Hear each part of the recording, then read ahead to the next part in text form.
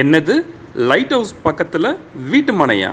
இப்ப நீங்க பாத்துட்டு இருக்கிறதாங்க பழவேற்காடு பீச் லைட் ஹவுஸ். இதே போல ஒரு லைட் ஹவுஸ் நீங்க மெரினா பீச்ல பாத்திருப்பீங்க.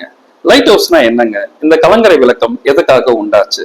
அந்த காலத்துல பாத்தீங்கன்னா கடல் வழி பிரயாணம் செய்யறவங்க எந்த திசை போனா கரை சேரலாம்னு திக்கு தெரியாம தவிச்சப்ப உண்டானது தாங்க இந்த லைட் ஹவுஸ். இதே சூழல்ல தாங்க மக்கள் இப்ப இருக்கிறாங்க.